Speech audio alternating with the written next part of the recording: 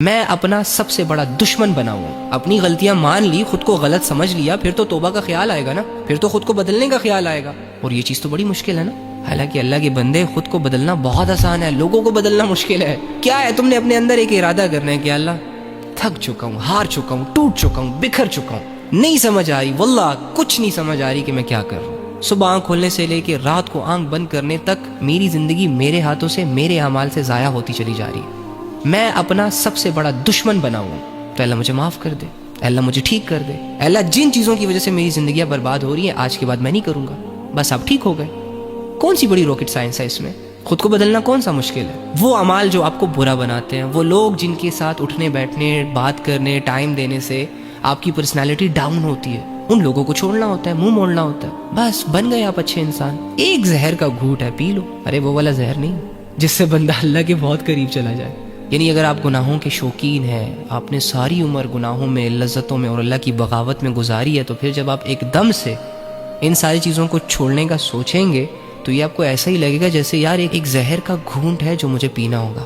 اور یہ جو کمزوری سی فیل ہوتی ہے کہ پتہ نہیں میں بدلوں گا بھی کہ نہیں، پتہ نہیں میں ٹھیک ہوں گا بھی کہ نہیں. بھائی تو ہوگا ٹھیک، بہن تو کوشش تو کر. جب ایک بندہ بگڑ سکتا ہے، حالانکہ بگڑنا تو چاہتا ہی نہیں ہے، تو وہ بندہ ٹھیک بھی ہو سکتا ہے نا، کیونکہ وہ تو ٹھیک ہونا چاہ رہا ہے. تو اللہ تو انسان کی چاہت پہ فیصلے کرتا ہے. جب آپ کے پاس کوئی برائی نہیں ہوگی کرنے کو تو کیا رہ جائے گا کرنے کو؟ نیکیاں.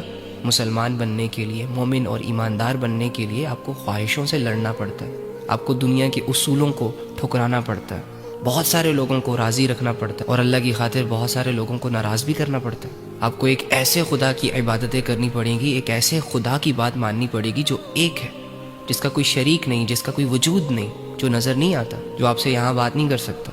اس کی معرفت کو ڈھونڈنا ہوگا، اس کی قدرتوں پر غور کر کے اسے سجدے کرنے ہوں گے.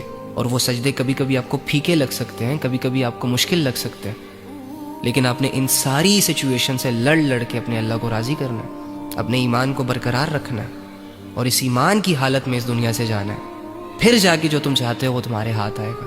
یہ نہیں کہ فارمیلٹی پوری کرنے کے لیے لا الہ الا اللہ محمد رسول اللہ پڑھ لیا، وہ بھی زبانوں سے، تو جنت ہم پر فرض ہو گئی ہے. میں اللہ رب العزت کے تمام انعامات کا مستحق ہو گیا ہوں.